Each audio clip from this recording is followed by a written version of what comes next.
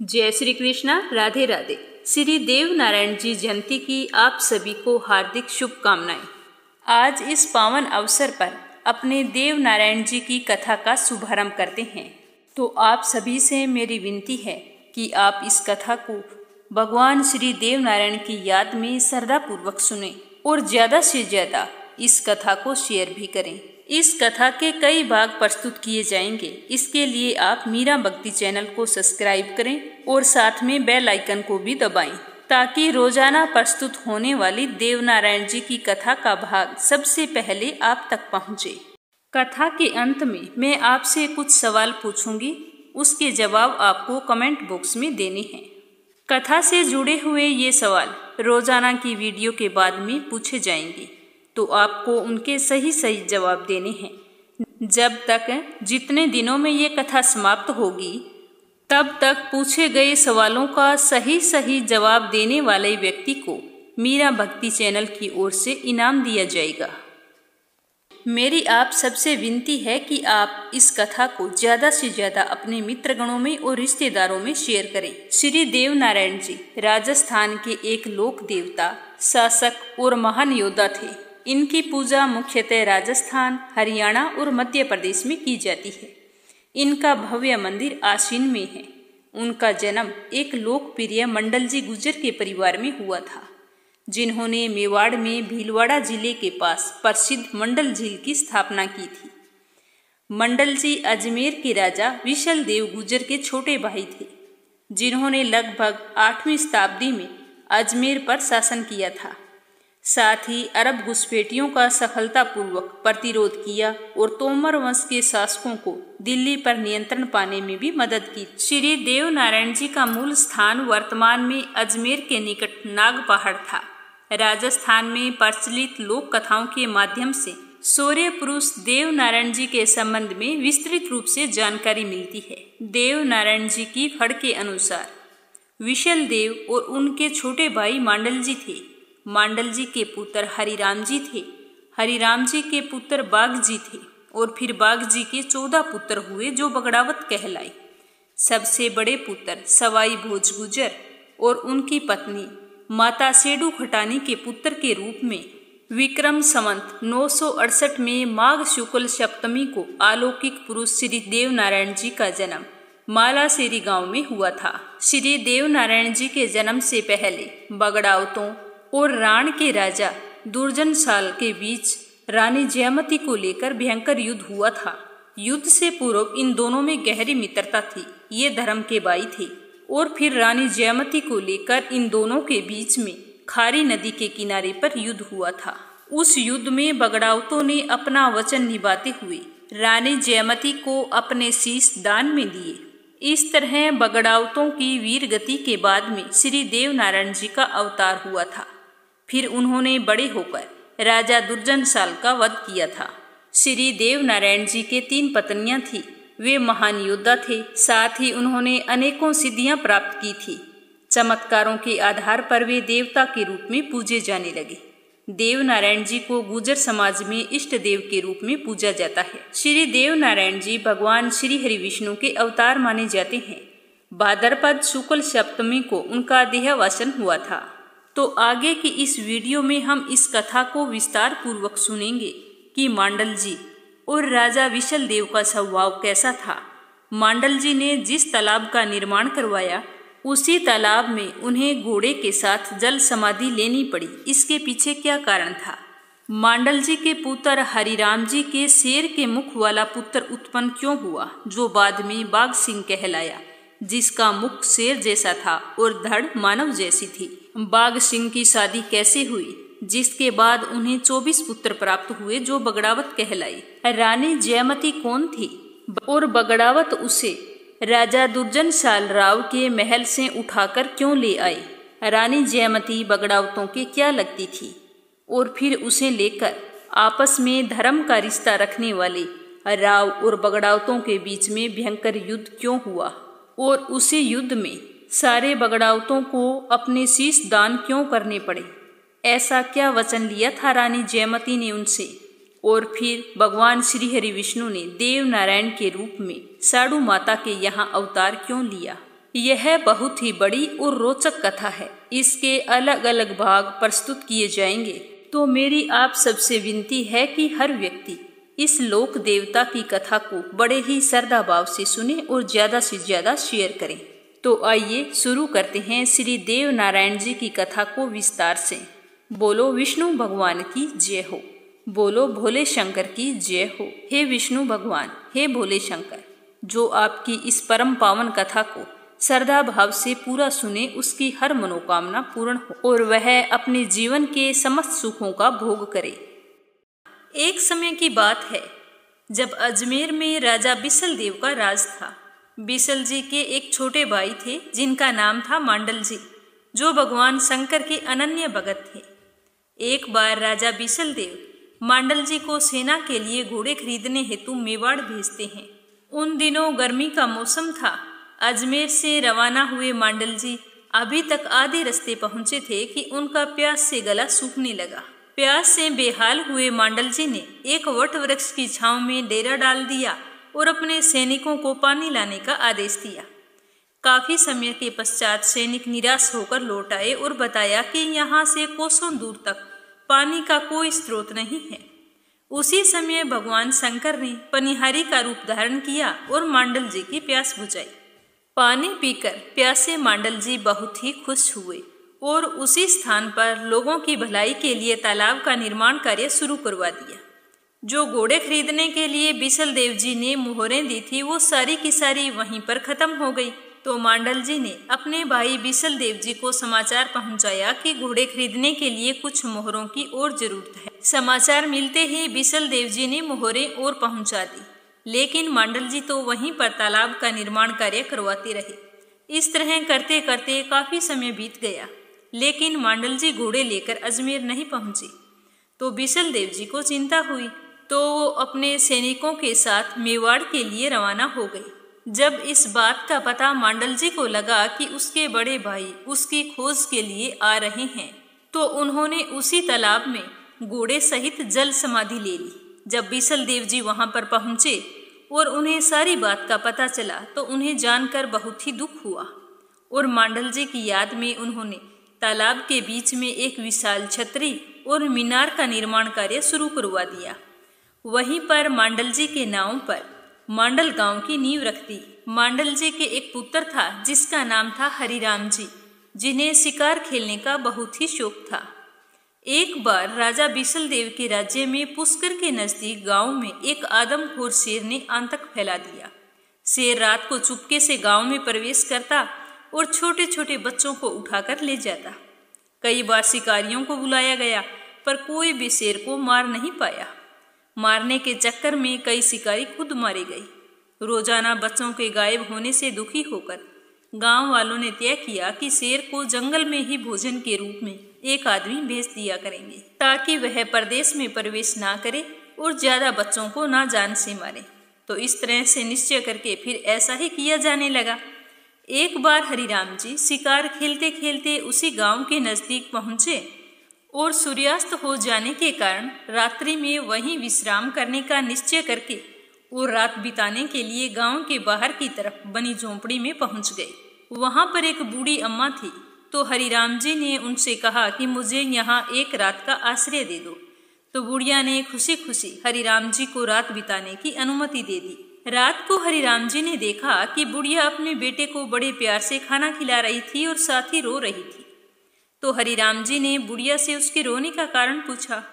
तब उस बुढ़िया ने हरिराम जी को उस आदमखोर शेर के बारे में बताया और कहा कि आज मेरे बेटे की बारी है। यह सुनकर हरिराम जी बुढ़िया को कहते हैं कि माँ, आपने मुझे आसरा दिया है, इसीलिए मैं आपका कर्जदार हूँ। मैं आज तेरे बेटे की जगह शेर का भोजन बनने के लिए चला जाऊंगा। यह कहकर हरिराम जी जंगल में शेर की गुफा की ओर चले जाते हैं और गुफा से कुछ ही दूरी पर आटे का एक इंसान नुमा पुतला बनाकर खड़े कर देते हैं और खुद पास की झाड़ी में छुप जाते हैं। जब शेर आटे के पुतले को अपना शिकार समझकर हमला करता है तो हरिराम जी झाड़ी से बाहर आकर तलवार के एक ही वार से शेर की गर्दन अलग कर देते हैं। इसके बाद हरिराम जी शेर का कटा हुआ सिर हाथ में लेकर अपनी खून से सनी तलवार को धोने के लिए पुष्कर घाट की ओर जाते हैं। उसी रास्ते में लीला सेवड़ी नाम की एक औरत रहती थी, जो सुबह सुबह सबसे पहले उठकर पुष्कर घाट पर नहा धोकर वराह भगवान की पूजा करने के लिए जाती थी। उसका यह प्रण लिया हुआ था कि वराह भगवान की पूजा करने के बाद ही किसी इंसान का मुंह देखेगी। इधर पुष्कर घाट पर पहुंचकर हरिराम जी तलवार को धोने के लिए सीढ़ियों से नीचे उतरते हैं।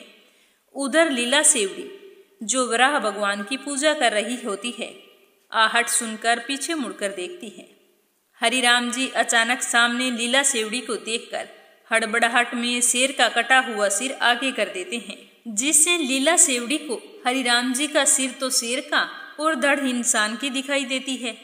तो वह हरिराम जी से कहती है कि यह तुमने सही नहीं किया। अब जो मेरे संतान होगी वह ऐसे ही होगी, जिसका सिर तो शेर का होगा और शरीर आदमी का होगा। अब लीला सेवड़ी कहती है कि आपको मेरे साथ विवाह करना होगा। तो हरिराम जी सोचते हैं कि ऐसी सती औरत कहाँ मिलेगी। यह सोचकर वो विवाह के लिए तैयार हो जाते हैं और विवाह के कुछ समय पश्चात हरिराम जी और लीला सेवड़ी के यहाँ एक संतान पैदा होती है, जिसका सिर तो शेर का और बाकी शरीर मनुष्य का होता है। पैदा होते ही हरिराम जी उस बच्चे को लेकर एक बाग में बरगद के पेड़ की कोचर में छिपाकर चले आते हैं। दूसरे दिन बाग का माली आता है और देखता है कि बाग तो एकदम हरा भरा हो गया। यह क्या चमत्कार हुआ। वह पूरे बाग में घूम फिर कर देखता है तो उसे बरगद की एक खोल में एक नवजात शिशु के रोने की आवाज सुनाई देती है। तो बाग का माली दौड़कर बरगद के पेड़ के पास जाता है और उस खोल में से उस बच्चे को निकालता है और बच्चे को देखकर वह दंग रह जाता है कि बच्चे का मुख तो शेर का है और शरीर इंसान का है। वह इस अनोखे बच्चे को लेकर राजा बिसल देव के पास चला जाता है। बच्चे को देखकर हरिराम जी ही राजा बिसल देव को सारी बात बता देते हैं। तब उस बच्चे के लालन पालन का जिम्मा राजा बिसल देव स्वयं लेने के लिए तैयार हो जाते हैं और उस बच्चे का नाम बाघ सिंह रख देते हैं। बाघ सिंह की देखरेख के लिए उस बाग में एक ब्राह्मण को नियुक्त कर देते हैं। बाघ सिंह उसी बाग में खेलते कूदते हुए बड़े होते हैं। राजस्थान में यह प्रथा है कि सावन के महीने में तीज के दिन कुंवारी कन्याएं झूला झूलने के लिए बाग में जाती है। यही जानकर उस दिन बाघ सिंह और ब्राह्मण भी अपने बाग में झूले डालते हैं। बाघ सिंह अपने बाग में झूला झूलने के लिए आई कन्याओं को झूलने के लिए एक शर्त रखते हैं कि झूला झूलना है तो मेरे साथ फेरे लेने होंगे। लड़कियां पहले तो मना कर देती है, लेकिन फिर आपस में बातचीत करती है कि फेरे लेने से कोई इसके साथ शादी संबंध थोड़ी हो जाएगा। तो कुछ लड़कियां बाघ सिंह के साथ फेरे लेकर झूला झूलने के लिए तैयार हो जाती हैं और कुछ लड़कियां वापिस अपने घर लौट आती है। तो बाघ सिंह के साथ उसका ब्राह्मण मित्र उन लड़कियों के फेरे करवाता है और झूला झूलने की इजाजत दे देता है। तो वो लड़कियां झूला झूलकर अपने घर वापिस आ जाती हैं। जब वह लड़कियां बड़ी होती है तो उन लड़कियों के घर वाले अपनी बेटियों की शादी के लिए सावे यानी कि लगन निकलवाते हैं, लेकिन उन लड़कियों के शादी के लगन नहीं मिलते। तब घर वालों को बहुत ही चिंता होती है कि आखिर इनके लगन क्यों नहीं मिल रहे हैं। लड़कियों के माता पिता राजा बिसल देव जी के पास जाकर यह सारी बात बताते हैं। तो राजा बिसल देव एक युक्ति निकालते हैं और सब लड़कियों को एक जगह एकत्रित कर देते हैं और उसके पास पहरे पर एक बूढ़ी दाई को बिठा देते हैं और कहते हैं कि यह बहरी है, इसे कुछ सुनाई नहीं देता है। तो सारी लड़कियां आपस में खुसर खुसर करती है और कहती है कि मैंने कहा था कि बाघ सिंह के साथ फेरे नहीं लो, पर तुम नहीं मानी। आज उसी भूल का अंजाम हम भुगत रही हैं कि हम सभी की शादी नहीं हो रही है। यह बात बूढ़ी औरत सुन लेती है और दूसरे दिन राजा बिसल देव जी को सारी बात बता देती है। तो राजा बिसल देव जी बाघ सिंह को बुलाते हैं और उन्हें फटकार लगाते हैं। तो बाघ सिंह कहते हैं कि मैं तो एक बात भरूंगा, जो लड़की मेरी बाहों में आ जाएगी मैं उसी के साथ शादी करूंगा और उसके बाद में जो बाकी लड़कियां बचेगी उसके सावे अपने आप निकल जाएंगे। तो उन सभी लड़कियों को बुलाया गया और फिर बाघ सिंह को बात भरने के लिए बोला गया। तो जैसे ही बाघ सिंह ने बात भरी तो उसकी बाहों में 13 लड़कियां समा गई। तो उनसे बाघ सिंह शादी करने के लिए तैयार हो जाते हैं। 12 लड़कियों से स्वयं शादी कर लेते हैं और एक लड़की से अपने ब्राह्मण मित्र को जो फेरे करवाता है उसको दे देते हैं। बाघ सिंह की उन 12 पत्नियों से 24 पुत्र होते हैं। वही 24 भाई बगड़ावत कहलाते हैं। बगड़ावत गुर्जर जाति से संबंध रखते थे और इनका मुख्य व्यवसाय पशुपालन था। वे इस कार्य में निपुण थे और उन्होंने अपनी गायों की नस्ल भी सुधारी थी। उनके पास बहुत बढ़िया नस्ल की गायें थी। गाथा के अनुसार उनके पास काबरा नामक उत्तम नस्ल का सांड था।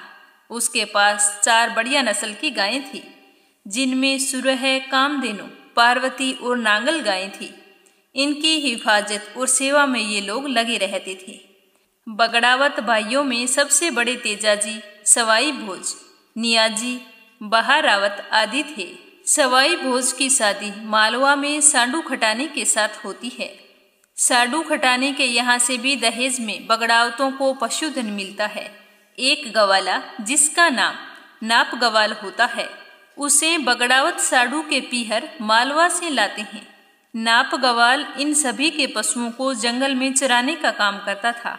इसके अधीन कई गवाले होते थे जो गायों की देखरेख करते थे।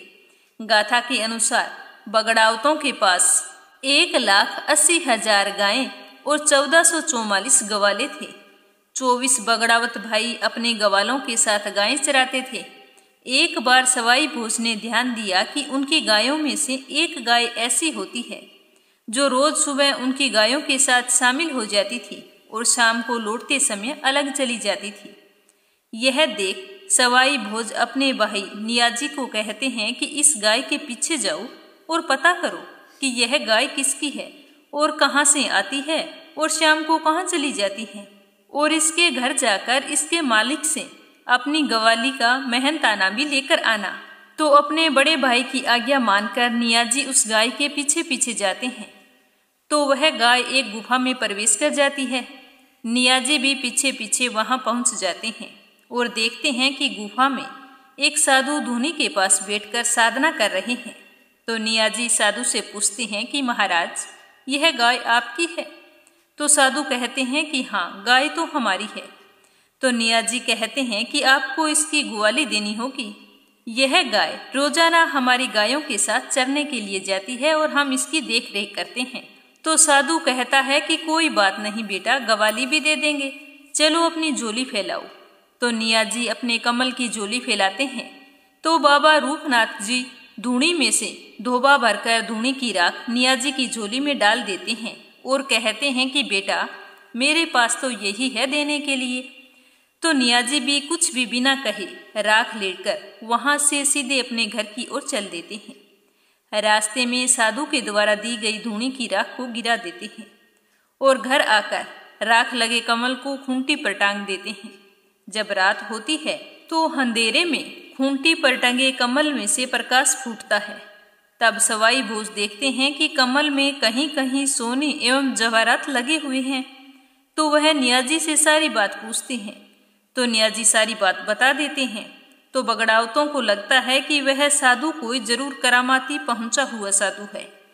यह जानकर कि वो राख मायावी थी, सवाई भोज अगले ही दिन साधु की गुफा में जाते हैं और रूपनाथ जी को प्रणाम करके बैठ जाते हैं। बाबा रूपनाथ जी की सेवा करते हैं। ऐसा करते करते कई दिन बीत जाते हैं। एक दिन बाबा रूपनाथ जी निवृत्त होने के लिए गुफा से कहीं बाहर जाते हैं। तो पीछे से सवाई भोज गुफा के सभी हिस्सों में घूम घूम कर देखते हैं। तो उन्हें एक जगह इंसानों के कटे हुए सिर दिखाई देते हैं। तो वह सवाई भोज को देखकर हंसते हैं। सवाई भोज उन कटे हुए सिरों से पूछते हैं कि आप हंस क्यों रहे हो? तब उन्होंने कहा कि तुम भी थोड़े ही दिनों में हमारी जमात में शामिल होने वाले हो, यानी कि तुम्हारा भी यही हाल होगा जैसा हमारा हुआ है। हम भी बाबा की ऐसे ही सेवा करते थे। थोड़े ही दिनों में बाबा ने हमारे सिर काटकर गुफा में डाल दिए। ऐसा ही हाल तुम्हारा ही होने वाला है। ये सुनते ही सवाई भोज सावधान हो जाते हैं। थोड़ी ही देर बाद में बाबा रूपनाथ वापस लौट आते हैं और सवाई भोज से कहते हैं कि मैं तुम्हारी सेवा से बहुत ही प्रसन्न हुआ हूँ। आज मैं तेरे को एक विद्या सिखाता हूँ। सवाई भोज से एक बड़ा कड़ाव और तेल लेकर आने को कहते हैं।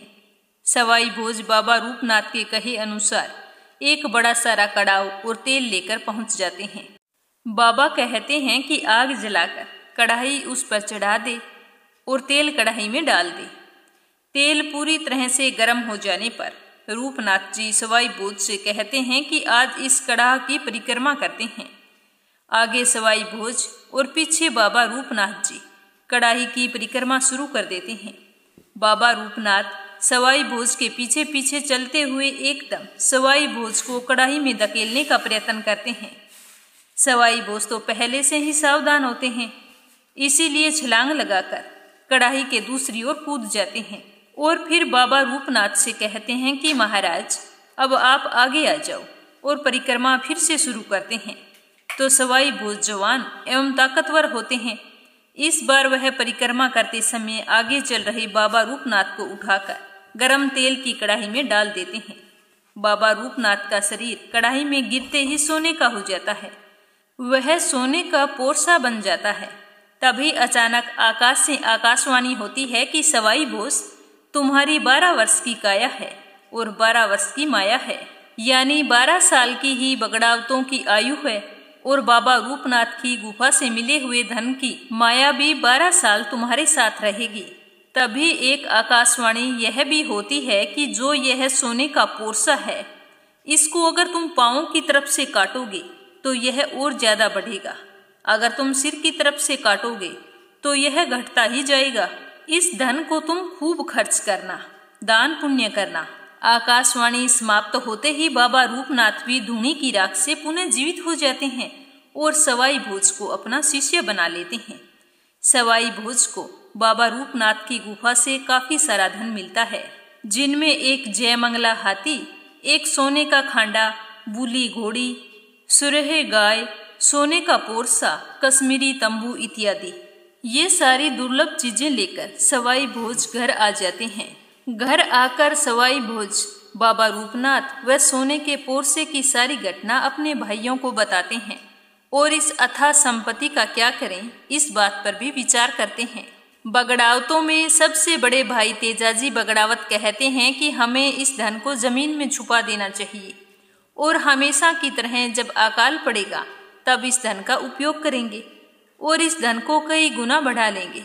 यह सुनकर सवाई भोज कहते हैं कि भाई आप तो अपने नाना की तरह बाणिया बुद्धि का उपयोग करके धन बढ़ाने की सोच रहे हो।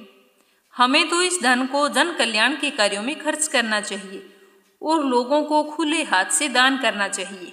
इसके पश्चात सवाई भोज के कहे अनुसार ही बगड़ावत अपना पशुधन बढ़ाते हैं और सभी भाई अपने लिए घोड़े खरीदते हैं और घोड़ों के लिए सोने के जेवर कच्चे सूत के धागे में पिरोकर बनाते थे और घोड़ों को पहना देते। वो कच्चे धागे में इसीलिए पिरोते कि जब भी उनके घोड़े दौड़ें तो उनके जेवर टूट टूट कर गिरें और गरीब लोग उन्हें उठाकर अपने परिवार का पालन कर सकें। आज भी ये जेवर कभी कभी बगड़ावतों के गांवों से मिलते हैं। बगड़ावत उस धन से बहुत सी जमीन भी खरीदते हैं और अपने अलग अलग गांव बसाते हैं। सवाई भोज अपने बसाए गांव का नाम गोठा रखते हैं। इसके अलावा बगड़ावत उस धन से काफी धार्मिक और जनहित के काम भी करवाते हैं। तालाब, बावड़ियां और कुओं का निर्माण करवाते हैं। तामेसर की बावड़ी उन्हीं के द्वारा बनवाई गई है, जिसका पानी आज भी समाप्त नहीं होता है। अधिक धन के साथ व्यसन भी आ जाते हैं। बगड़ावतों के पास अथाह धन होने से वो शराब खरीदते हैं और बेइंतहा खर्च करते हैं, यहाँ तक कि अपने घोड़ों को भी शराब पिलाते हैं। बगड़ावतों की दानवीरता के किस्से राण के राव दुर्जन सर तक पहुंच जाते हैं। इस कारण राण का राजा बगड़ावतों को राण में आने का निमंत्रण भेजता है। निमंत्रण मिलने पर सवाई भोज अपने भाइयों के साथ अपने राजा से मिलने जाने की योजना बनाते हैं। दूसरे दिन बगड़ावतों को अपने घोड़ों को श्रृंगार करते हुए देखकर साडू खटाणी अपने देवर नियाज जी से पूछती है कि देवर जी सुबह सुबह कहाँ जाने की तैयारी हो रही है। तो नियाज जी उसे बताते हैं कि हम सभी भाई राण के राव दुर्जन सर के निमंत्रण पर राण जा रहे हैं। तो इस तरह सारे श्रृंगार करके बगड़ावत छोछू बाट के साथ राण की तरफ निकल पड़ते हैं।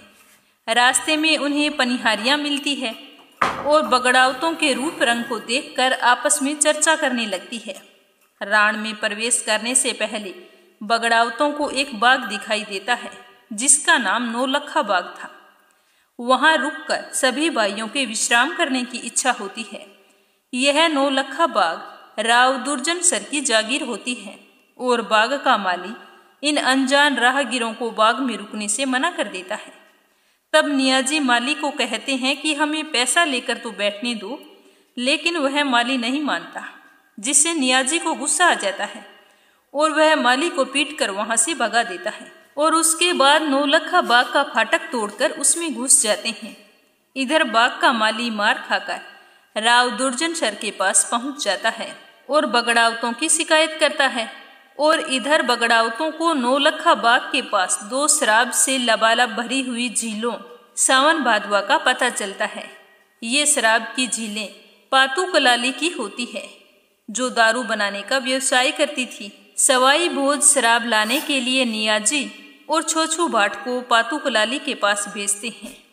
पातू कलाली के घर के बाहर एक नगाड़ा रखा होता है, जिसे दारू खरीदने वाला बजाकर पातू कलाली को बता देता है कि कोई दारू खरीदने के लिए आया है।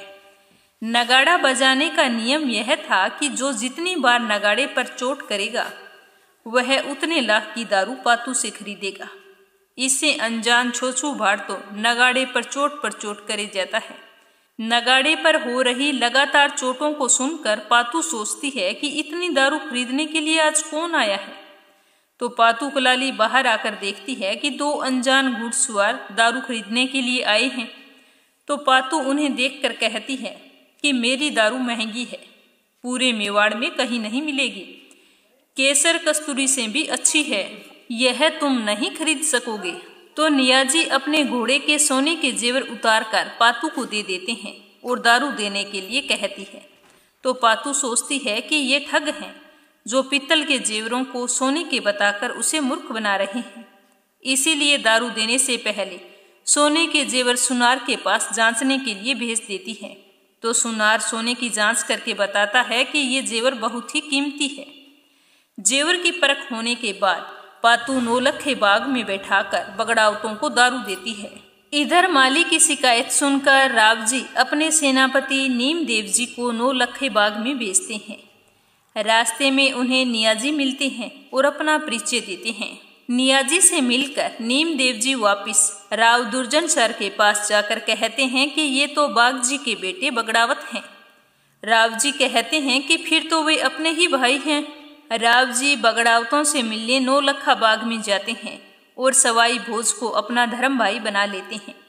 सभी बगड़ावतों को बड़े आदर के साथ नौलखा बाग में ठहराते हैं और पातू कलाली से दारू मंगवाते हैं और सवाई भोज को दारू पीने की मनुहार करते हैं। तब सवाई भोज ये शर्त रखते हैं कि अगर पातू मेरे इस बीड़े को दारू से पूरा भर देगी तो मैं पी सकता हूँ। तो यह सुनकर पातू शर्त के लिए तैयार हो जाती है और सवाई भोज के पास जाती है और अपनी सारी दारू सवाई भोज की हथेली में रखे बीड़े में उड़ेलती है। पातू की सारी दारू खत्म हो जाती है। उसकी दोनों दारू की झीलें सावन भादवा भी खाली हो जाती है, मगर सवाई भोज का बीड़ा नहीं भरता। यह चमत्कार देखकर पातू सवाई भोज के पांव पकड़ लेती है और कहती है कि आप मुझे राखी डोरा की बहन बना लीजिए, और सवाई भोज को राखी बांधकर अपना भाई बना लेती है। सवाई भोज नौलखा बाग से वापस आते समय मेघला पर्वत पर अपने दारू का बीड़ा खोलते हैं। बीड़े से इतनी दारू बहती है कि तालाब भर जाता है। धोबी उसमें अपने कपड़े धोने लगते हैं। वह शराब रिसकर पाताल लोक में जाने लगती है। पृथ्वी अपने शीश पर धारण किए शेषनाग के सिर पर जाकर टपकती है, जिससे शेषनाग कुपित हो जाते हैं और तीनों लोकों के स्वामी भगवान श्री हरि विष्णु के पास जाकर बगड़ावतों की शिकायत करते हैं और कहते हैं कि हे नारायण, बगड़ावतों को सजा देनी होगी। उन्होंने मेरा धर्म भ्रष्ट किया है, आप कुछ कीजिए। भगवान विष्णु बगड़ावतों को श्राप देने के लिए देवलोक से पृथ्वी पर साधु का वेश धारण कर बगड़ावतों के गांव गोठा में प्रकट होते हैं। साडू माता अपने महल में स्नान कर रही होती है और सभी बगड़ावत गायें चराने हेतु जंगल में गए होते हैं। साधु वेश धारण करके भगवान विष्णु साडू माता के द्वार पर आकर भिक्षा मांगते हैं। तो साडू माता की दासी भिक्षा लेकर आती है, लेकिन साधु भिक्षा लेने से मना कर देते हैं और कहते हैं कि वह दास से भिक्षा ग्रहण नहीं करेंगे। तुम्हारी मालकिन अब जिस भी अवस्था में है, अगर उसी अवस्था में आकर भिक्षा दे तो वह भिक्षा ग्रहण करेंगे, अन्यथा श्राप देकर चले जाएंगे। तो यह बात सुनकर साडू माता सोचती है कि यह साधु जरूर कोई पहुंचे हुए संत हैं। इन्हें अगर इसी अवस्था में भिक्षा नहीं दी गई तो वो जरूर श्राप दे देंगे। तो साडू माता नहाना छोड़कर निवस्त्र अवस्था में ही दान लेकर साधु महाराज को देने के लिए आती है। भगवान देखते हैं कि यह तो उसी अवस्था में चली आ रही है। साडू माता एक देवीय शक्ति होती है। उसके सतीत्व के प्रभाव से उसके सिर के केस इतने बढ़ जाते हैं कि बालों से उनका सारा शरीर ढक जाता है और वो साधु को दान देकर प्रणाम करती है। साधु के वेश में आए भगवान विष्णु कहते हैं कि मैं तुमसे बहुत प्रसन्न हूँ, तू कोई भी एक वरदान मांग। मैं तो आया था तुझे छलने के लिए, तुझे श्राप देने, मगर मैं तेरे विश्वास से प्रसन्न हुआ। तो साडू माता कहती है कि महाराज, मेरे कोई संतान नहीं है, और अपने केसों की झोली फैलाकर कहती है कि मेरी खाली झोली भर दो भगवान। तो भगवान कहते हैं कि तथास्तु। साडू माता, तू अगर अपनी कोख बताती तो मैं तेरे गर्भ से जन्म लेता, लेकिन तूने झोली फैलाई है, इसीलिए मैं तेरी झोली में आऊंगा। तो साडू माता पूछती है कि भगवान कैसे?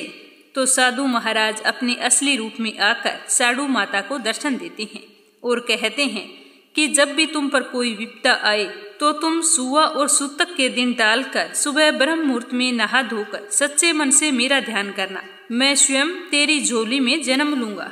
सबसे पहले पानी बहकर आएगा, उसमें कमल के फूल खिलेंगे और उन्हीं में से एक कमल के फूल में मैं अवतरित होऊंगा। यह कहकर भगवान अंतर्ध्यान हो गए। भगवान विष्णु वापिस जाकर राजा बासक से कहते हैं कि मैं तो गया था साडू माता को छलने के लिए, मगर उसकी भक्ति से प्रसन्न होकर मैं उन्हें वरदान दे बैठा। अब मैं कुछ नहीं कर सकता। चलो मैं तुम्हें शक्ति दुर्गा के पास ले चलता हूँ, वो ही शायद कुछ कर सके। भगवान विष्णु और राजा बासक दुर्गा के पास आते हैं और अपनी सारी बात बताते हैं। दुर्गा उन दोनों की बात सुनकर कहती है कि बगड़ावत तो मेरे सेवक हैं, मेरी भक्ति से पूजा करते रहते हैं, मैं उन्हें कैसे छल सकती हूँ, मगर आपके लिए कुछ तो करना ही होगा। और बगड़ावतों को मारने का वचन राजा बासक को दे देती है और फिर माँ दुर्गा राजा के यहाँ अवतरित होने की योजना बनाती है। बुआल के राजा शिकार खेलने जंगल में जाते हैं और उन्हें वहाँ एक पालने में शिशु कन्या मिलती है, तो वो उसे उठाकर अपने घर ले आते हैं और उस कन्या का नाम जयमती रखते हैं। जयमती के रूप में दुर्गा देवी के साथ एक और देवी दासी के घर जन्म लेती है, उसका नाम हीरा होता है। बुआल के राजा के कोई संतान नहीं थी, इसीलिए वो बहुत ही खुश होते हैं और उसका बड़ी ही खुशी से पालन करते हैं। इस तरह राजा की बेटी जयमती और दासी की बेटी हीरा साथ साथ बड़ी होती है। साथ साथ रहती, खेलती, खाती पीती, उठती बैठती सहेलियों की तरह रहती है और हीरा हमेशा जयमती की सेवा करती रहती है। एक बार जब राजकुमारी जयमती और हीरा कीकली खा रही होती है तो उनके पांवों की धम धम से सारा महल हिलने लग जाता है, क्योंकि वो तो दोनों देवीय शक्तियां होती है। यह देखकर राजा पूछते हैं कि यह क्या हो रहा है, तो पता चलता है कि दोनों बाईसा खेल रही हैं। तो राजा सोचते हैं कि बाईसा बड़ी हो गई है, इनकी शादी के लिए कोई सुयोग्य वर देखना होगा। तो वो इस तरह सोचकर ब्राह्मणों को बुलाते हैं। राजा ब्राह्मणों को टिक्का, रुपया व नारियल सगुन देकर कहते हैं कि राजकुमारी के लायक कोई सुयोग्य, प्रतापी, सुंदर राजकुमार को ये सगुन देकर आना और राजकुमारी का रिश्ता तय कर आना। यह बात जब राजकुमारी जयमती को पता चलती है कि पिताजी ब्राह्मणों के हाथ मेरी शादी का सगुन भेज रहे हैं, तो वह तुरंत ब्राह्मणों को अपने पास बुलाती है और उनकी खूब आवभगत करती है और कहती है कि हे ब्राह्मण देवता, मेरी शादी का सगुन ऐसे घर में जाकर देना जहां एक बाप के 24 बेटे हों और दूसरे नंबर के बेटे का नाम सवाई भोज हो। उसी के यहाँ जाकर मेरा लगन तय करके आना। और साथ में कपड़े पर सवाई भोज का चित्र बनाकर दे देती है और कहती है कि अगर कहीं और मेरा आपने रिश्ता तय किया तो मैं अपने आप को जिंदा नहीं रखूंगी। यह कहकर ब्राह्मणों को खूब सारा रुपया पैसा देती है। तो ब्राह्मण खुशी खुशी रवाना हो जाते हैं। तो वह ब्राह्मण सारी दुनिया में घूम फिरकर थक जाता है। उन्हें जयमती द्वारा बताया हुआ वर नहीं मिलता। यहाँ तक कि उनकी हालत बड़ी दयनीय हो जाती है। उनके कपड़े फट जाते हैं, दाढ़ी इतनी बढ़ जाती है कि उनकी हालत भिखारियों से भी बदतर हो जाती है। घूमते फिरते आखिर ब्राह्मण गोठा गांव पहुँचते हैं।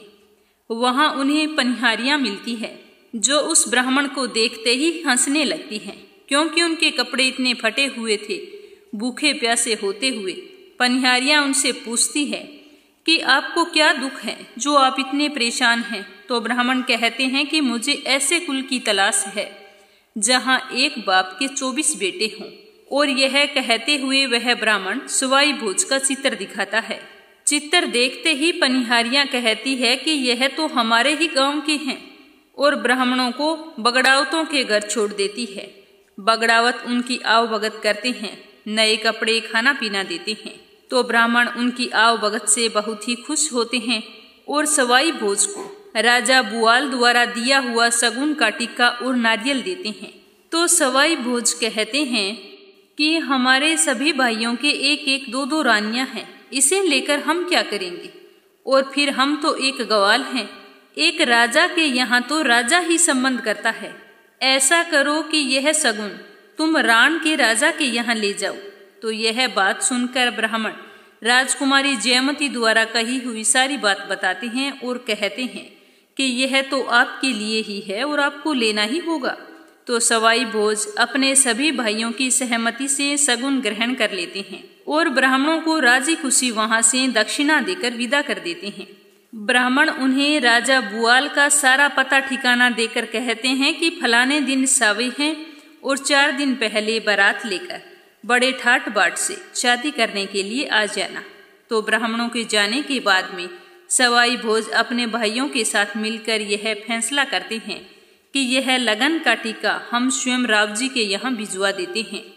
राव जी की कोई संतान नहीं है, शायद इस रिश्ते से उन्हें कोई संतान प्राप्त हो जावे। जब राव जी को शगुन का टीका नारियल मिलता है तो राव जी कहते हैं कि मैं तो अब बूढ़ा हो गया हूँ।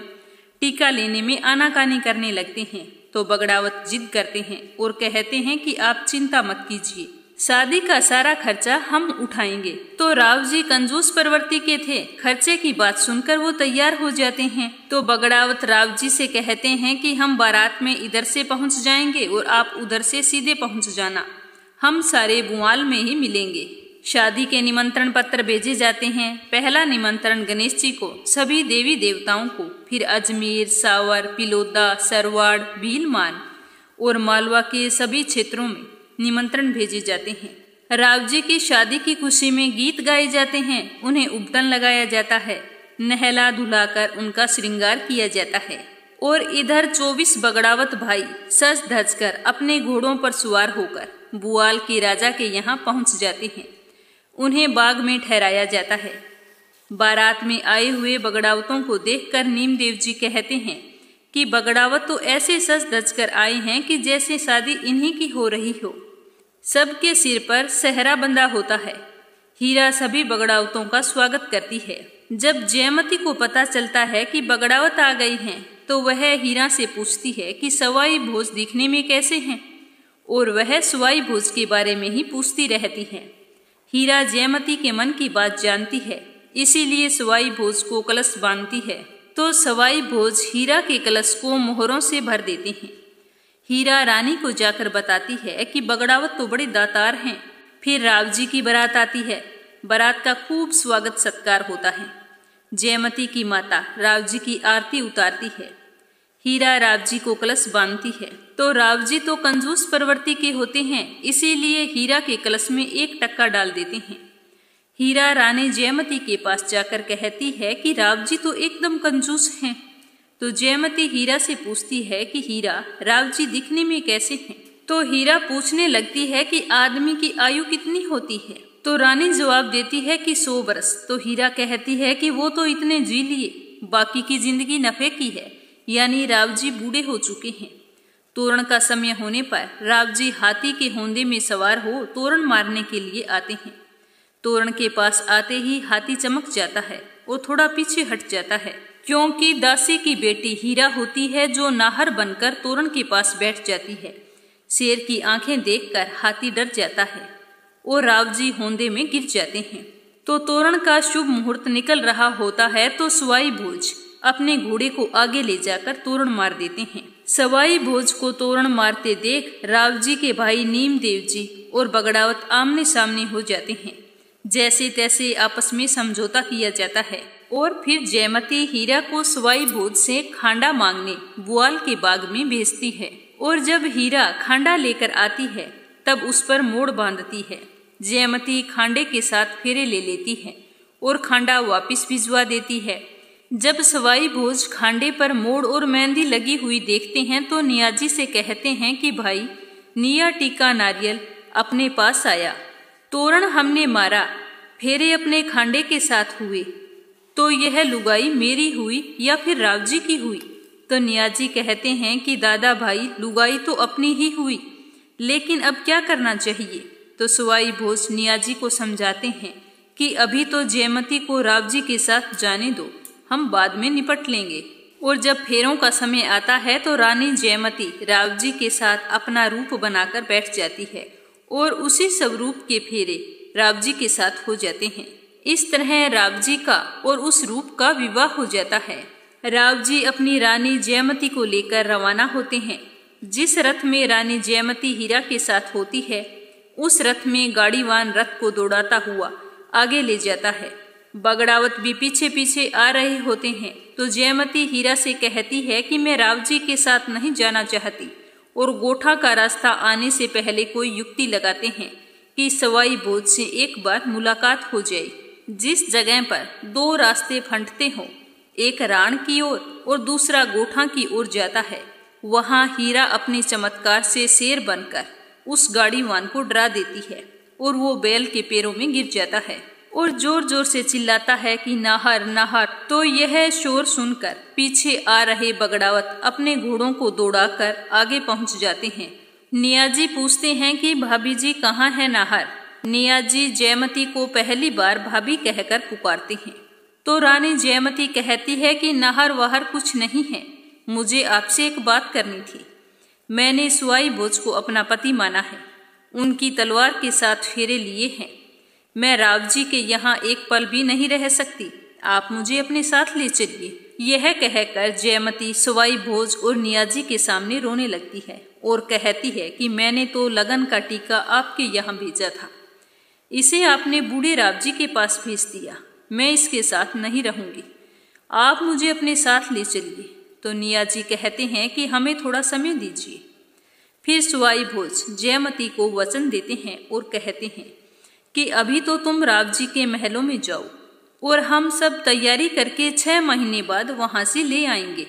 तो इस तरह रानी जयमती और हीरा राण पहुंच जाते हैं।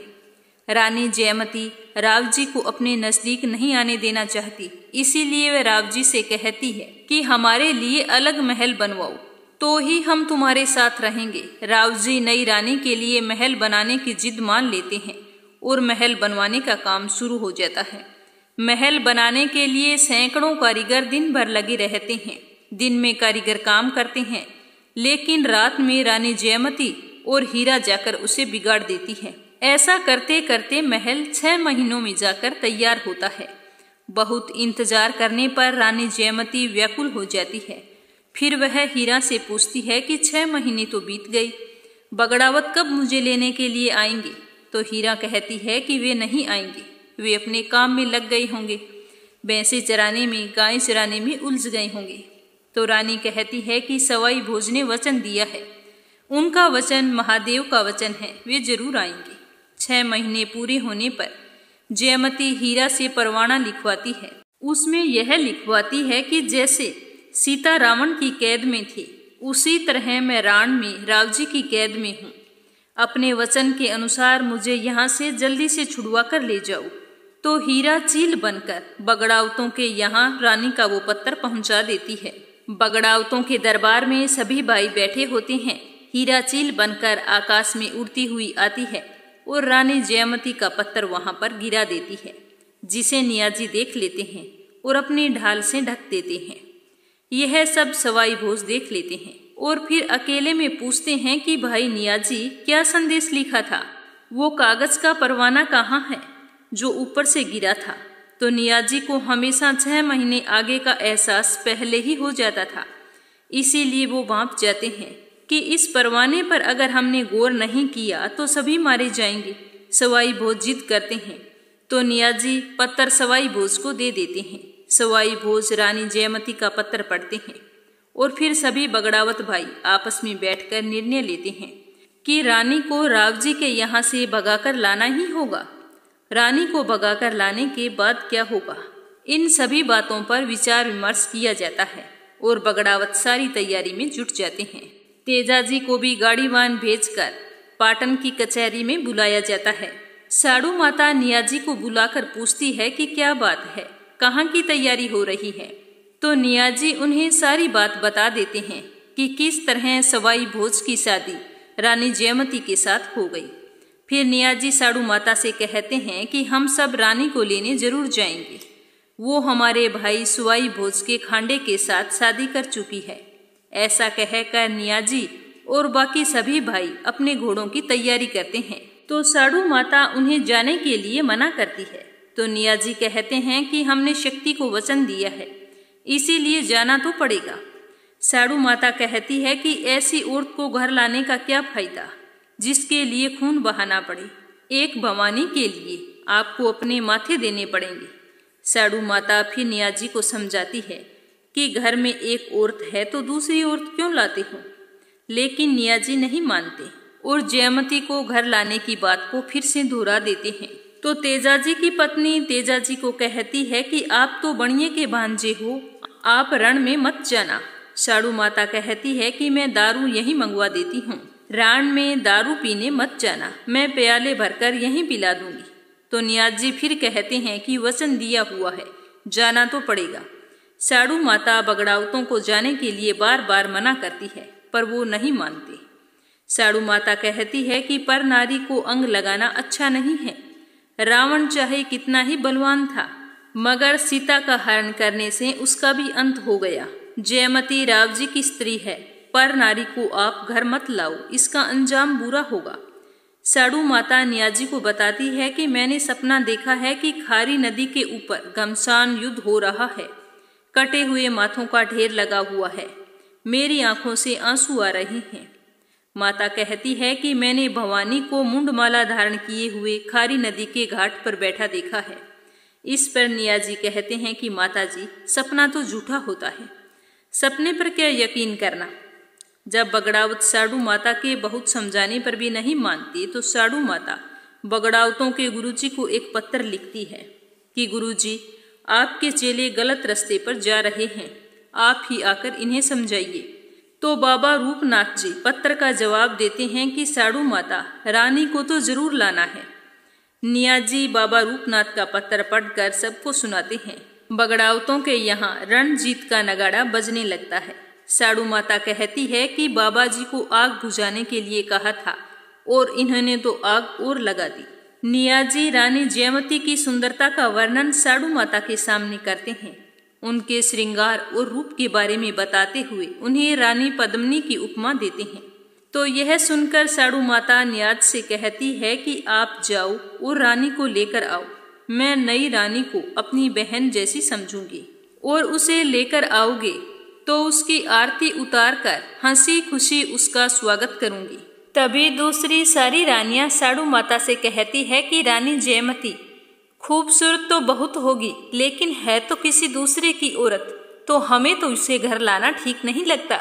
तो साड़ू माता बड़ी ही निराश होकर कहती है कि मैंने हर तरीके से इन्हें समझाने की कोशिश कर ली, पर इन्हें तो जयमती को घर लाने का भूत सवार है। अब जो होगा वो देखा जाएगा। उधर बगड़ावत राण जाने के लिए अपने घोड़ों का श्रृंगार करते हैं। सवाई भोज हीरों, पन्नों और सोने के जेवरों से सजी हुई बूली घोड़ी पर सवार होकर निकलते हैं। तो साड़ू माता बगड़ावतों को शाम के वक्त जाने के लिए मना करती है और सुबह जाने का आग्रह करती है। नियाजी कहते हैं कि जाना तो है ही, आप हमारी वापसी के लिए शगुन करना और अब हमें जाने के लिए इजाजत दें। तो साड़ू माता की अनुमति के बाद सभी भाई घोड़ों को नचाते हुए सवार होकर गांव के बाहर इकट्ठे होते हैं और देखते हैं कि सभी भाई आ गए मगर तेजाजी नहीं आए। नियाजी तेजाजी को परवाना लिखते हैं कि तेजाजी, आप पत्थर पड़ते ही जल्दी आ जाना, हम सब आप पर आंच भी नहीं आने देंगे। जैसा आपको लेकर जाएंगे वैसा ही सुरक्षित वापस लेकर आएंगे, लेकिन आप नहीं आए तो आपका सिर काट कर साथ ले जाएंगे। तो समाचार सुनकर तेजाजी अपने घोड़े पर सवार होकर अपने भाइयों के साथ वहां पर आ जाते हैं और सारे बगड़ावत भाई रानी जयमती को लेने के लिए राठौड़ की पाल पर पहुंचते हैं। उधर रानी जयमती के लिए बनाया गया नया महल बनकर तैयार हो गया। रानी जयमती महल में रहने के लिए आ जाती है तो रावजी अपनी नई रानी जयमती के पास रात को आते हैं। तो रानी जयमती उनके साथ चौपड़ खेलती है और अपनी माया से ही रावजी को मुर्गा बना देती है और हीरा को बिल्ली बना देती है। इस तरह रात भर मुर्गा बने रावजी बिल्ली से बचने के लिए इधर उधर भागते और छिपते रहते हैं। ऐसा क्रम कई दिनों तक चलता रहता है। एक दिन रावजी के छोटे भाई नीमदेव जी पूछते हैं कि भाई साहब, आप तो नई रानी में इतने मगन हो गई हैं कि आपकी आंखें इतनी लाल हो गई है, क्या बात है, रात भर सोते नहीं हैं? तो रावजी कहते हैं कि नीमदेव, लगता है कि महल में कोई भूत प्रेत है जो रात भर मेरे पीछे बिल्ली बनकर घूमता रहता है और मुझे डराता है। और इधर राण में जयमती हीरा से पूछती है कि बगड़ावत आ गए क्या? तो हीरा जवाब देती है कि मुझे नहीं लगता कि वो आएंगे। तो जयमती कहती है, बादलों में बिजली चमक रही है, बगड़ावतों के भाले चमक रहे हैं, बगड़ावत आ रहे हैं। तो ये सुनकर हीरा कहती है कि भाई साहब, मुझे तो ऐसा कुछ भी दिखाई नहीं दे रहा। और उधर बगड़ावत रानी जयमती को लेने के लिए आ जाते हैं और नौलखा बाग में ठहरते हैं। सवाई भोज बकरियों की पाली बनाकर रानी जयमती के महल के पीछे चराने के लिए पहुंच जाते हैं और वहां जाकर रानी जयमती को संकेत कर देते हैं कि हम आपको लेने के लिए आ गए हैं। तो जैसे ही रानी जयमती को बगड़ावतों के आने की सूचना मिलती है तो रानी जयमती अपनी माया से अपने पसीने का सुअर बनाकर नौलखा बाग के पास छोड़ देती है। तो नियाजी की निगाह जब उस सुअर पर पड़ती है तो वो उसका शिकार कर लेते हैं। तो उसी बाग में नियाजी और नीमदेव जी की फिर से मुलाकात होती है। नीमदेव जी रावजी के पास जाकर बगड़ावतों के आने की खबर दे देते हैं। इधर रानी जयमती हीरा को कहती है कि जाकर पता करो सवाई भोज के क्या हाल हैं। जब हीरा जाने के लिए मना कर देती है तो जयमती हीरा को लालच देती है और अपने सारे गहने हीरा को पहनने के लिए दे देती है। हीरा कहती है कि ये गहने मुझे अच्छे नहीं लगते, ये तो आप पर ही अच्छे लगते हैं। तो जयमती हीरा से कहती है कि गहने पहनकर तू सवाई भोज का पता करने वहां पहुंच जा। तो रानी जयमती के कहे अनुसार हीरा नौलखा बाग में बगड़ावतों से मिलने के लिए पहुंच जाती है, जहां बगड़ावत भाई पातू कलाली की बनाई दारू पी रहे होते हैं। तो नियाजी की नजर हीरा पर पड़ती है और वो जबरन हीरा को पकड़कर उसके गले में एक गिलास दारू उड़ेल देते हैं। हीरा वह दारू पीकर बेहोश हो जाती है और बेहोशी की हालत में रात भर नौलखा बाग में ही रहती है। तो बगड़ावत उस बेहोश हीरा के ऊपर दरी डालकर उसे ढक देते हैं कि ताकि उसे कोई देख ना ले। सुबह होने पर जब हीरा को होश आता है तो वह महल में रानी जयमती के पास लौटती है। किसी को शक ना हो इसीलिए वह अपने साथ चावंडिया भोपा को लेकर आती है और कहती है कि रानी के पेट में दर्द था, उसी को ठीक करने के लिए मैं इसे लेने के लिए गई थी। चावंडिया भोपा के वापस लौटने के बाद में रानी जयमती हीरा को पीटने लगती है और ईर्ष्यावश उसे खूब खरी खोटी सुनाती है। कहती है कि तू, मुझे लगता है कि भोज पर रीझ गई है, तू मुझे सच सच बता कि सवाई भोज ने रात को तुझे छुआ तो नहीं और तुम्हारे बीच में क्या क्या बात हुई थी। जब हीरा सारी बात सही सही बताती है तो रानी जयमती हीरा को मनाती है और उसे खूब सारे जेवर देती है। फिर एक दिन रात को हीरा और रानी जयमती सवाई भोज से मिलने नौलखा बाग की ओर जा रही होती है। तभी संयोग से उस दिन नीमदेव जी पहरे पर होते हैं और वो रानी की चाल से रानी जयमती को पहचान जाती हैं। रानी नीमदेव जी को देखकर पास के भड़भुंजे की बाड़ में जाकर छुप जाती है, जिसे नीमदेव जी देख लेते हैं और वो हीरा से पूछते हैं कि हीरा, भाभी को इतनी रात को लेकर कहाँ जा रही हो? तो हीरा एकदम से सचेत हो जाती है और कहती है कि बाईसा के पेट में बहुत ज्यादा दर्द है, इसी वास्ते भड़भुंजे के यहाँ आए हैं। यह झाड़ फूंक करता है। इस तरह हीरा कई तरह के जवाबों में नीमदेव जी को गुमराह करने की कोशिश करती है, लेकिन नीमदेव जी को हीरा की बात पर विश्वास नहीं होता। नीमदेव जी भड़भुंजा की बाड़ में छिपी रानी को बाहर निकालते हैं और हीरा से कहते हैं कि हीरा, तुझे इस बात की परीक्षा देनी पड़ेगी कि तुम सच बोल रही थी। तो हीरा परीक्षा देने के लिए तैयार हो जाती है। तो नीमदेव जी उसी वक्त लुहार को बुलाते हैं और लोहे के गोले गर्म करवाते हैं। लुहार भट्टी पर लोहे के बने गोलों को तपाकर एकदम से लाल कर देते हैं। जब लुहार लोहे के तपते हुए गोले चिमटे से पकड़कर हीरा के हाथ में देने वाला होता है, तब नीमदेव जी हीरा से कहते हैं कि यदि तू सच्ची है तो तेरे हाथ नहीं जलेंगे, अगर तू झूठ बोल रही है तो तेरे हाथ जल जाएंगे। हीरा लोहे के गर्म गोलों को देखती है तो एक बार पीछे हट जाती है और रानी की ओर देखती है।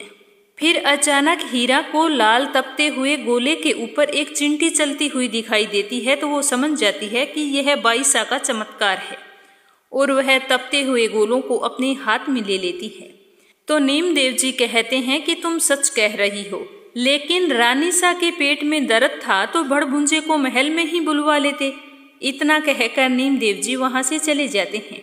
इसके बाद में नीमदेव जी दरबार में राव जी के पास जाकर रानी की शिकायत करते हैं और कहते हैं कि मुझे तो शक है कि कहीं बगड़ावत भाई रानी सा को उठाकर ना ले जाएं।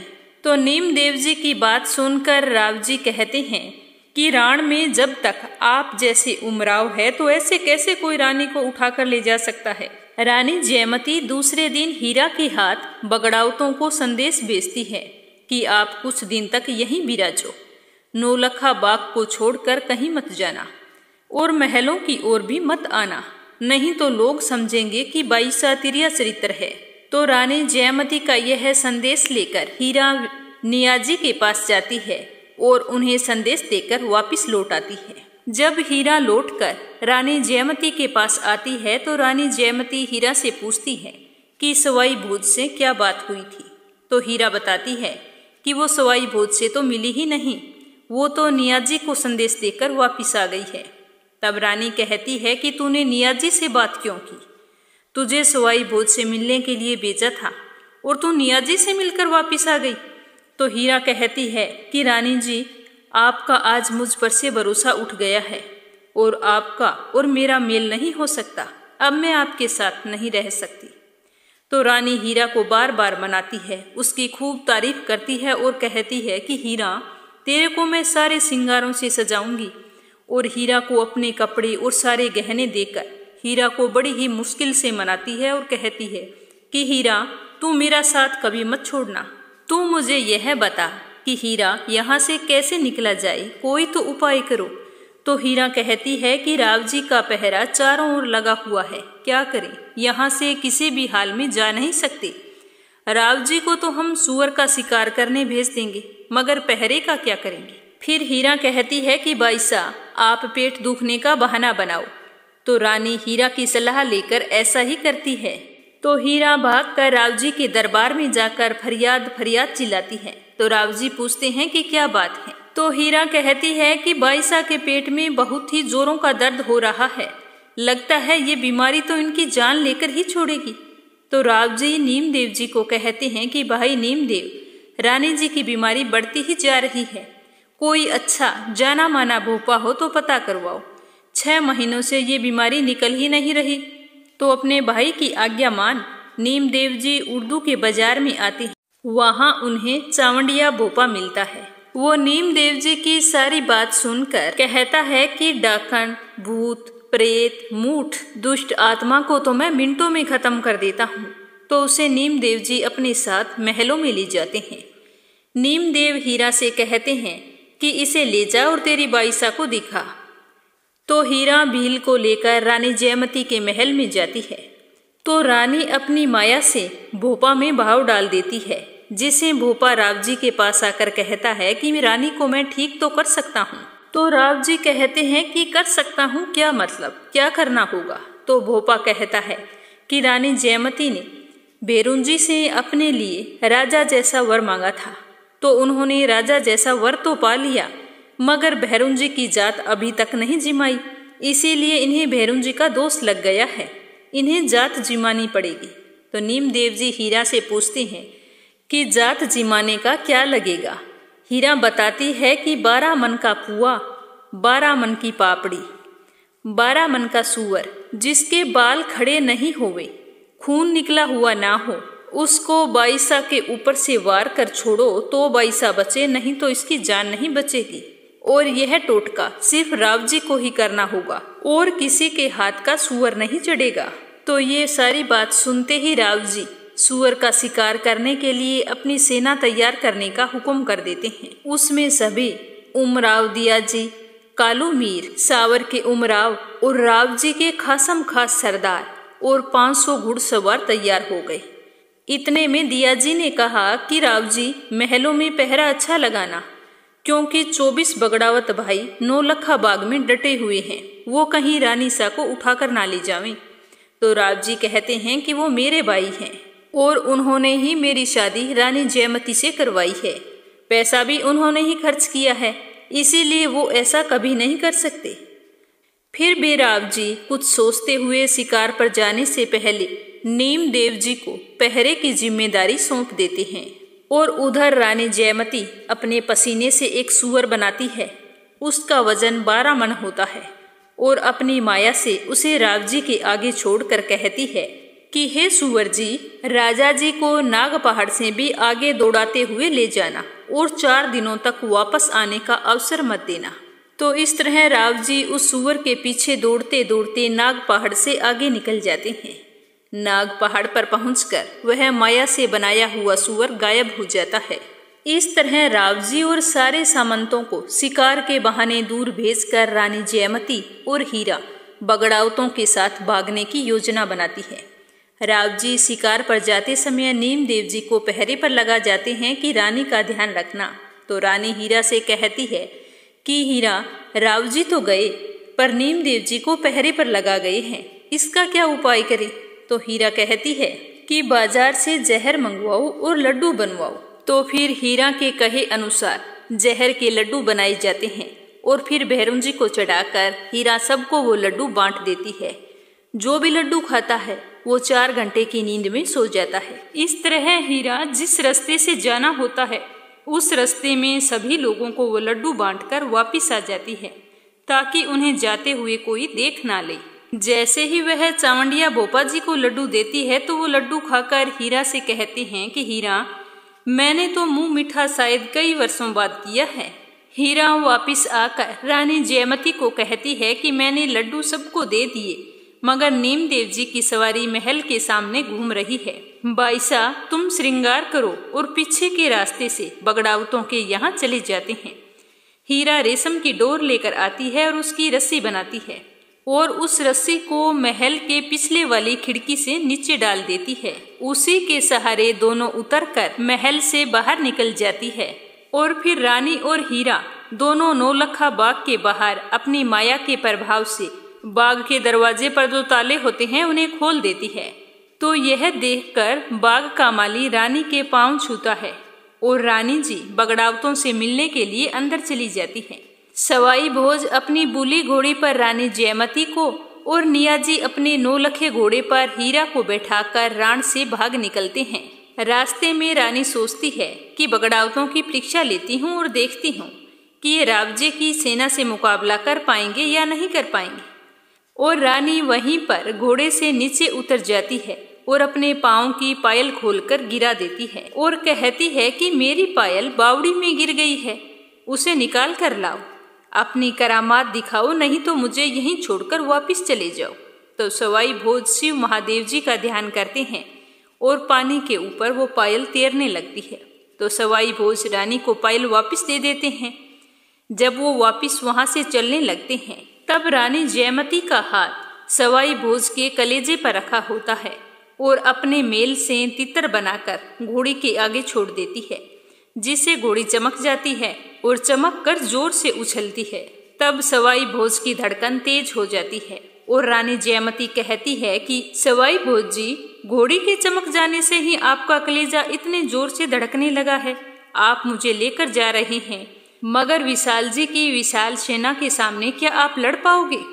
तो सवाई भोज को जोश आ जाता है और वो अपनी तलवार से 11 हाथ की भाटा चट्टान को चीर देते हैं। यह देखकर रानी जयमती सोचती है कि एक ही वार से चट्टान चीर दी तो राव जी का क्या हाल होगा जब सभी 24 भाई एक साथ लड़ाई करेंगे। तो रानी जयमती वहीं पर सवाई भोज से वचन लेती है कि राव जी से युद्ध के समय आप सभी 24 भाई अपनी सेना के साथ राव जी से एक एक करके युद्ध करेंगे। सभी भाई साथ मिलकर युद्ध नहीं करेंगे। सवाई भोज रानी जयमती को ये वचन दे देते हैं कि हम साथ मिलकर युद्ध नहीं करेंगे। सवाई भोज रानी जयमती को गोठा में लाने से पहले राता देवरा में उतारते हैं। राता देवरा में सवाई भोज और नियाजी जयमती को दारू पीने के लिए मनुहार करते हैं। तो जयमती कहती है कि आप लोग माथा देवो तो मैं दारू पीऊं, और कहती है कि आपके घर से मुझे बधाई के गीत गाते हुए लेने आए तो मैं घर चलूं। तो बगड़ावत वहां से घर वालों को खबर देने गोठा चले जाते हैं। तो पीछे से वहां पर पोमा घासी आ जाता है और वो रानी जयमती से कहता है कि मेरे साथ शादी कर लो। बगड़ावतों के यहाँ तो पहले से ही बहुत सारी रानियां हैं। तो रानी जयमती बगड़ावतों के घर की सारी बात उससे पूछ लेती है। सारा रहस्य जानकर बाद में जयमती नौहत्ती नारी का रूप धारण कर लेती है और जोर से हुंकार भरती है। तो पोमा घासी नारी को देखकर डर के मारे गिर जाता है और उसके रोटी और प्याज वहां पर बिखर जाते हैं और पानी की बतकूड़ी फूट जाती है। गांव की महिलाएं बधाई के गीत गाते हुए रानी को लेने के लिए आती हैं। साथ में 24 भाइयों की रानियां भी आ जाती है। जब नेतुजी और दीप कंवर रानी जयमती के पास आती है तो रानी जयमती दीप कंवर से पूछती है कि तू किसकी बेटी है और ये किसकी बहू? तो दीप कंवर बाई रानी जयमती को कहती है कि मैं सवाई भोज की लड़की हूँ और ये काका नियाजी की रानी नेतुजी है।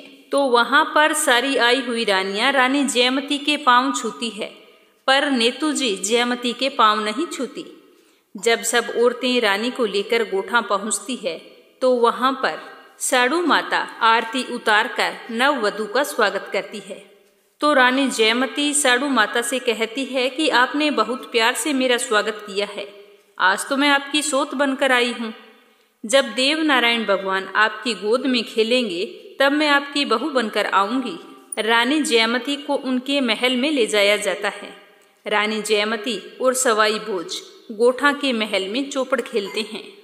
उधर जब राव जी शिकार से वापस लौटते हैं तो देखते हैं कि महल में रानी के गहने पड़े हुए हैं। उन्हें नीमदेव जी कहते हैं कि भाई बगड़ावत रानी सा को भगाकर ले गए हैं। तो यह सुनकर राव जी को यकीन नहीं होता और वो कहते हैं कि वो तो हमारे धर्म भाई हैं, वो ऐसा कभी नहीं कर सकते।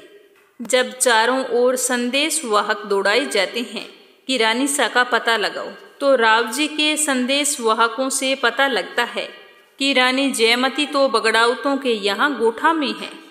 तब जाकर राव जी को विश्वास होता है कि बगड़ावत रानी को भगाकर ले गए हैं। राव जी नियाजी को एक परवाना लिखकर भेजते हैं कि भाई रानी को वापस भेज दो।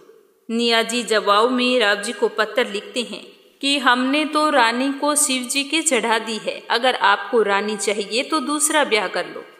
दूसरा परवाना राव जी ने बाघ जी को लिखा कि रानी जयमती को बाघ का बेटा ले गया है, नियाजी को समझाकर रानी जयमती को वापस भेज दो। तो बाघ जी ने राव जी को जवाब में लिखा कि रानी तो शिव जी को चढ़ा दी है, आपको रानी चाहिए तो दूसरा ब्याह कर लो।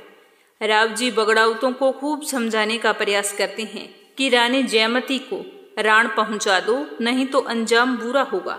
जो भी बगड़ावतों के पूर्वज थे, जैसे बिसल देव जी, बाघ सिंह जी और कई राजाओं सामंतों के साथ संदेश भेजा और बगड़ावतों को समझाने के बहुत प्रयास किए, लेकिन बगड़ावत अपनी बात पर अड़े रहे।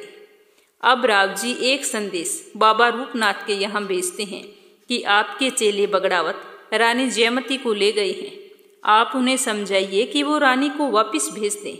तो बाबा रूपनाथ राव जी को जवाब देते हैं कि रानी तो अब हमारी शरण में आ चुकी है, अगर आपको लड़ाई करनी है तो पहले रुपायली पर हमला करो, बगड़ावतों तक जाने की जरूरत नहीं है।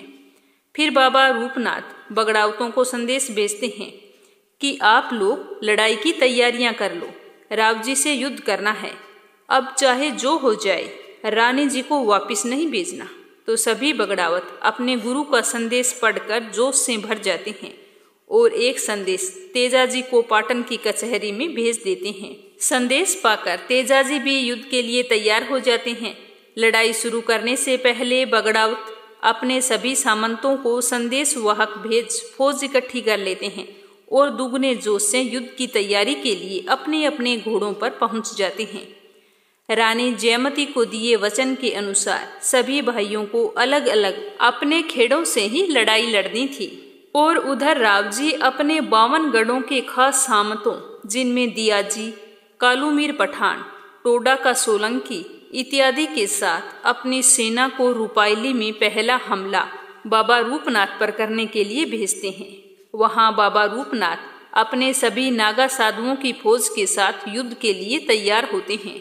बाबा रूपनाथ राव जी की फौज को आता देखकर अपने पालतू कुत्तों को खुला छोड़ देते हैं। गाथा के अनुसार इनकी संख्या 500 बताई गई है। राव जी की फौज इन कुत्तों के हमले से घबरा जाती है और ऊपर से नागा साधुओं के हमले से भाग छूटती है और राव जी के यहाँ लौट आती है। उनके कई सैनिक इस लड़ाई में मारे जाते हैं। यह देखकर राव जी दूसरा हमला नेगड़िया पर करते हैं। वहां नियाजी 6 महीने की नींद में सो रहे होते हैं। नियाजी की रानी नेतुजी हाथ में जल की जारी लेकर उन्हें जगाने आती है, लेकिन नियाजी नहीं जागते। फिर नेतुजी नियाजी की माँ लखमादे राठौड़ को बुलाती है और कहती है कि नियाजी को जगाओ, लेकिन वे भी उनको जगा नहीं पाती है। तब नियाजी के लड़के जोधा और जगरूप अपनी माँ को कहते हैं कि माँ, पिताजी को क्यों जगाते हो, उन्हें सोने दो, हम दोनों लड़ाई करने के लिए जाएंगे। तो माँ नेतुजी अपने बेटों को मना करती है और कहती है कि बेटा, तुम अभी छोटे हो, तुम अभी 9 वर्ष के हो, युद्ध में जाने की उम्र नहीं है तुम्हारी। इस पर जोधा और जगरूप जिद करते हैं कि हम राव जी से अकेले ही निपट लेंगे, आप ऐसा करो कि पिताजी को सोने दो, उन्हें मत जगाओ और हमें युद्ध करने की इजाजत दो। तो नेतू अपने दोनों बेटों जोधा और जगरूप की आरती करती है और उन्हें युद्ध करने के लिए भेज देती है। जोधा और जगरूप राव जी से युद्ध करने जाते हैं। दोनों भाई राव जी की फौजों से लड़ाई करते हुए कई सामंतों और सरदारों को मार डालते हैं। 3 दिन तक लगातार युद्ध चलता है। जोधा जगरूप का युद्ध देखकर रानी जयमती हीरा को कहती है कि ये 2 लड़के युद्ध करने आए हैं और राव जी की फौज को गिरा दिया है। तो यह देखकर रानी जयमती ने एक चक्कर चलाया और जिससे दोनों भाइयों के सिर उतार दिए। जब राव जी ने दियाजी से पूछा कि आज की लड़ाई कैसी रही, तो दियाजी ने कहा कि थोड़ा का राव जी आज काम आ गए और हमने सभी फौज में मरने वालों की पगड़ी और उनके शव घर भेज दिए हैं। उधर नेतुजी साड़ीवान से युद्ध के समाचार पूछती है, तो साड़ीवान कहते हैं कि आपके कुंवरों ने युद्ध तो अच्छा किया, लेकिन वो दोनों मारे गए। जोधा और जगरूप दोनों ही कुंवारे थे, इसीलिए नेतुजी अपने बेटों के कटे हुए सिर और धड़ों के लिए आरती के लिए जाती है। गिरजों से बात करती है और पूछती है कि तुमने मेरे बेटों की लाश को क्यों नहीं खाया। तो वो गिरजे जोधा जगरूप की लाशों को देखकर कहती है कि अभी इनकी मरने की उम्र नहीं थी, मगर रानी जयमती को लाने से हमें यह दिन देखना पड़ा, इसीलिए हम इन्हें नहीं खाना चाहते। रानी जयमती जो भवानी का स्वरूप थी, वो जोधा और जगरूप के सिर को अपनी मुंडमाला में धारण करती है। नेतू अपने दोनों बेटों के कटे हुए धड़ की आरती उतारकर वहां पर विलाप करती हुई रोती है। आज के लिए इतना ही। श्रद्धापूर्वक सुनने के लिए आप सभी का बहुत बहुत धन्यवाद। तो आज का पहला सवाल, हरिराम जी का और बिशल देव का क्या रिश्ता था? दूसरा सवाल, हरिराम जी की पत्नी का नाम क्या था? तीसरा सवाल, बाबा रूपनाथ ने अपना शिष्य किसे बनाया? चौथा सवाल, रानी जयमती और तारा किसकी बेटी थी? पांचवा सवाल, जब राजा सवाई भोज रानी जयमती को राण से लेकर आ रहे थे, तब जयमती ने रास्ते में घोड़े के पैरों में क्या छोड़ा था, जिसके कारण सवाई भोज की घोड़ी चमक गई थी? और छठा सवाल, रानी जयमती ने सवाई भोज से क्या वचन लिया था? सातवां सवाल, बगड़ावत राण में जाकर जिस बाग में ठहरते थे, उस बाग का नाम क्या था? आठवां और अंतिम सवाल, रानी जयमती के फेरे किसके साथ हुए थे? कथा सुनकर आपको कैसा लगा कमेंट बॉक्स में बताना, और साथ में जो भी मैंने सवाल पूछे हैं उनके उत्तर कमेंट बॉक्स में जरूर देना। आज के लिए बस इतना ही।